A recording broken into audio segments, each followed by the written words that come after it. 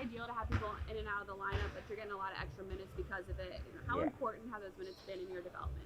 Yeah, it's been great for me. Obviously, not so great for our team having those guys out, but we're going to come back and be healthy, and those minutes are going to even out. But for me, I'm just trying to make the most of them. Go out there, be aggressive. Play defense, pick up full court, make life tough for the other team, and just show that I have a versatile game. So when these guys do come back, I'm still in the lineup. So just trying to go out there and play hard, and we've lost our last 3 games, so for us it's or 4 or something. I don't know how many, but for us it's about regrouping now, and we had a good game last night. We just had a few errors at the end of the game which cost us, but we're confident going into this next game. You've been working on your shot a lot, spent some extra time with Fred Vinson. What areas are you still working on there? Yeah, just reps, just about getting reps up, making sure I'm staying consistent with that, putting in the work. And, shots were falling the last few games, didn't fall last night, but, I'm happy with where my shots at, taking the shots that I get, the gravity that like Z and BI get, them kicking that to me making open shots is important for me. So for me, it's just about getting reps up and, continuing to make shots. I know you mentioned during the offseason that you really kind of changed your shot, the mechanics of it, the form, and is it the kind of thing where it's like you're just gradually getting more and more comfortable shooting the way that you Yeah, exactly.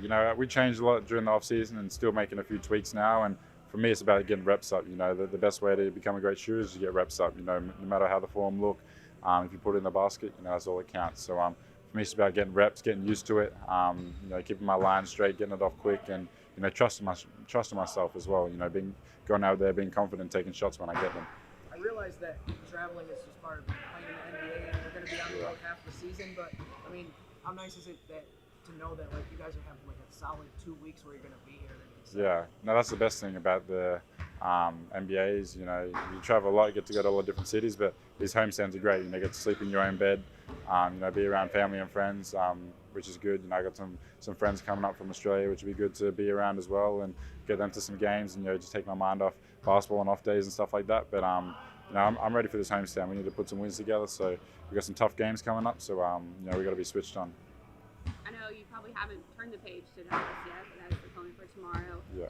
They score a lot, especially from outside, starting with Luka. How do you guys limit them? Yeah, they've been a great team this year, and obviously Luka's playing also like great right now. I think he had a great game last game against the Clippers, and for us it's about being solid. We last game against Houston kept them to 104 points, which is good for us. Something that we want to do more, and Dallas is a great offensive team. They have a lot of shooters, they have a lot of guys that can score the ball, and they defend well as well. So it's going to be a tough challenge, but we're going to get our game plan tomorrow and come in and be solid and play hard, and hopefully we can put together a 4-quarter performance. Another part of the schedule that's become a lot more commonplace is playing the same team 2 games in a row. Yeah. You actually have several of those coming up. You have in this first game, you have one against Sacramento as well. Yeah. And then there's another one against Utah, like I think this month. As a player, do you like the situation of playing the same team twice?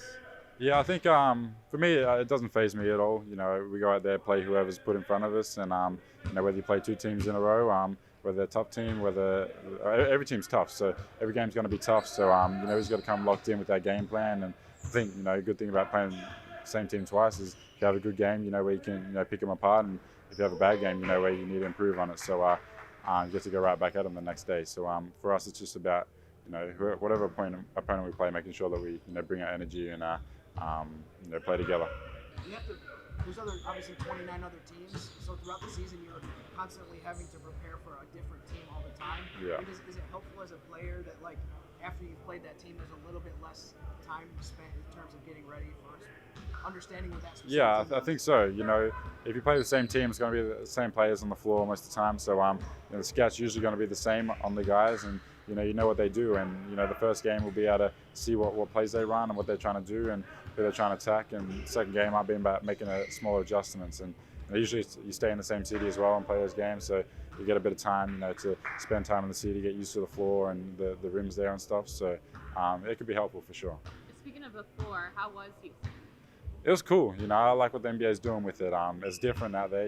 It's a lot brighter with the colors and stuff like that. But I think it's cool, and it doesn't affect the game at all. I think it's still the same. It's just a good look for fans and TV and stuff like that.